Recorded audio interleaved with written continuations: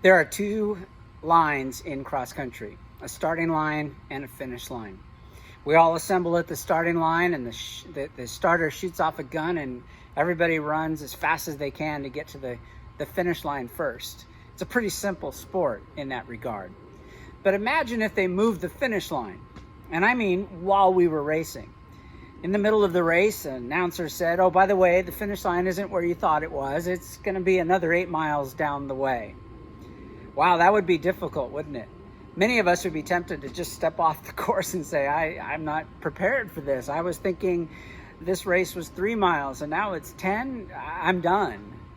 Others might say, all right, I'll figure out a way to finish this course. They would have to adjust their pace and set their sights on a more distant spot, but nonetheless, they would carry on. Today, I want to challenge those of you that are thinking about, I don't want to keep going. CIF has moved our finish line. What I thought was going to be November is actually now March.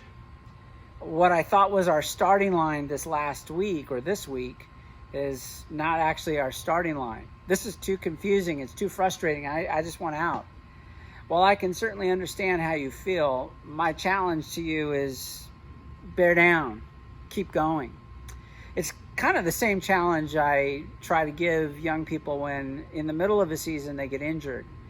That injury disrupts the plans that they had. That injury interrupts the thought that I had a start line and a finish line, and this injuries may keep me from crossing the finish line with everybody else.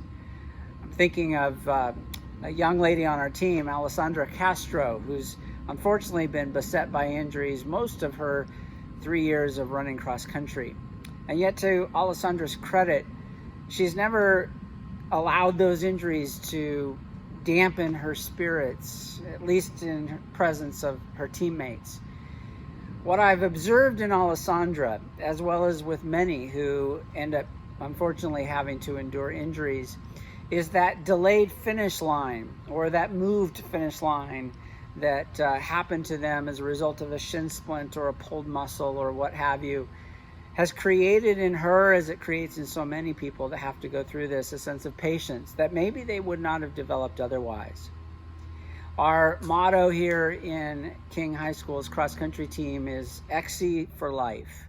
And life is an acronym: learning, integrity, faithfulness, and excellence. Cross-country is a sport that requires us to dig deep inside of ourselves. And maybe what COVID is doing for us this season of delay, this season of an extended finish line, is teaching us something that we wouldn't normally otherwise learn. Maybe what this COVID time is doing is creating inside of us a sense of patience, a patience that maybe we wouldn't have otherwise learned as we wait not only for the finish line to come, but here in July, we're waiting for the start line to come.